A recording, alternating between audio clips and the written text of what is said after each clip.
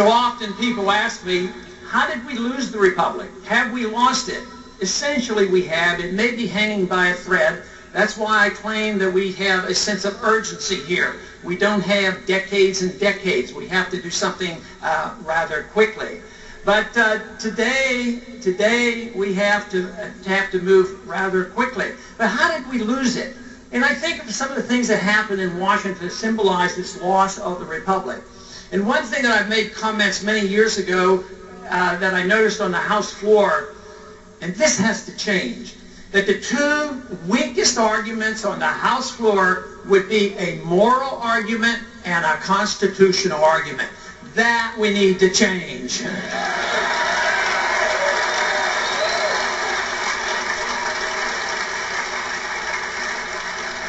Another attitude that we must change, and you've heard this said many times, that if the government gives us a tax cut, they have to be cautious because that is written off as a cost to government. How could that be? That is the assumption that the government owns us and owns the fruits of our labor, and what we get to keep is done at the permission of the government, which proves the point that even a 1% income tax is morally wrong because it sows the seeds of destruction.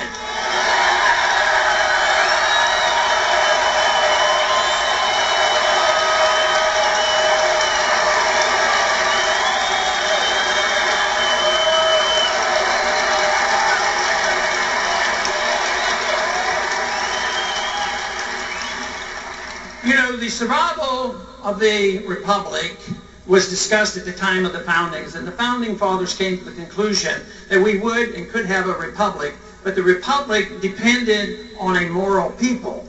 So we complain a lot about the government and all that is going on, and we blame this person or other person, but in a way, it is a reflection of the morality of the people. So in doing this, we have to understand the morality of the law and the morality of what we do. So if we are not a moral people, a perfect constitution cannot save us. We don't have a perfect constitution, but we have a real good one. But the fact that if we have people who ignore it, it won't serve our purpose. So you have to have a moral people and a system of government and moral politicians who represent us.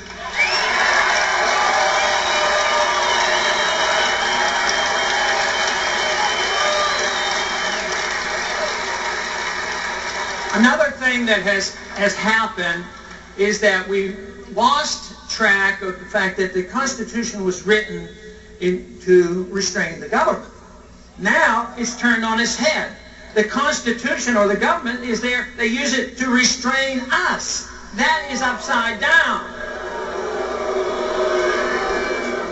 And over the years, the government gets more and more powerful. It's not only the executive branch, it's the judicial branch, it's the legislative branch, it's the bureaucratic branch of government. And more power gravitates away from the individual, away from the states, into the hands of the bureaucrats and the politicians in Washington.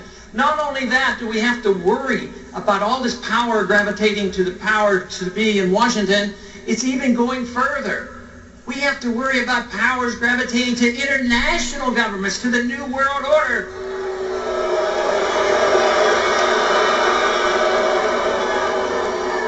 That of course, would have to be reversed as well. But another thing that happened over these many years that have allowed us to slip away from the Republic and the principles of liberty is we came as a nation to believe that a person's needs are essentially rights.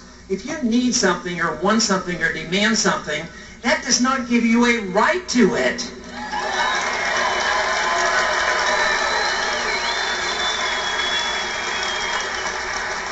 Rights are something that are very precious. They don't come from the government. They come in a natural way or a God-given way. They come as a right to your life and a right to your liberty.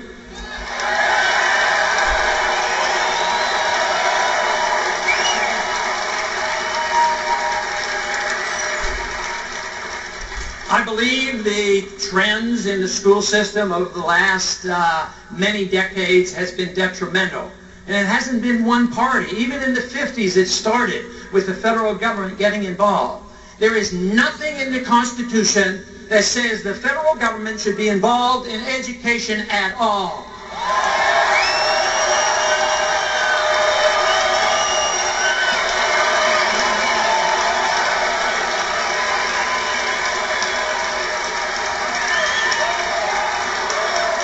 So we've had a system of government that has been encouraged by our school system. The economics taught in the school system is never free market, Austrian hard money economics. It's always Keynesian soft money economics that are wrong.